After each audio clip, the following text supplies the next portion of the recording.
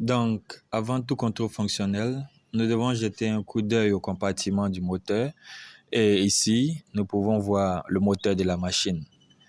Nous examinerons également l'état des composants électriques et mécaniques.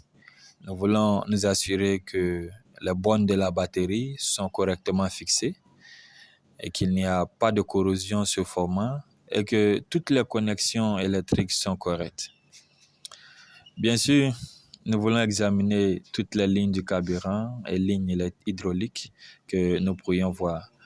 Nous voulons aussi vérifier ici notre huile de moteur pour nous assurer que nous avons le bon niveau. Le remplissage de l'huile de moteur se fait ici par le haut. Et nous avons notre ventilateur et bien sûr notre alternateur du côté opposé.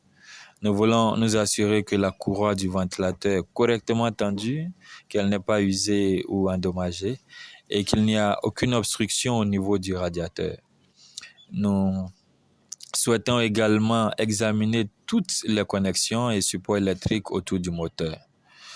De l'autre côté ici, nous pouvons voir l'amorce du carburant et voici le bouchon du filtre à carburant. Ici encore, notre réservoir de carburant est situé dans la moitié inférieure de la machine. Nous devons être attentifs à toute fuite du carburant ou de liquide hydraulique. De ce côté de la machine, nous avons notre réservoir de trop-plein pour les radiateurs et il nous donne le niveau du liquide. Ici, c'est bas et ici, c'est plein. Et c'est le bon niveau pour qu'il soit rempli. Il ne faut pas qu'il soit trop plein. Nous avons notre filtre à air et parfois, ceux-ci peuvent avoir un clapet anti-retour pour garantir qu'ils sont toujours propres et clairs. Bien entendu, ici, nous avons le bouchon de remplissage et le manche profond de notre réservoir hydraulique qui se situe de ce côté de la machine.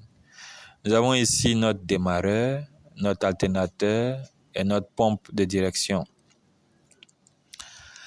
Là encore, nous avons à nous assurer que nous n'avons aucune fuite.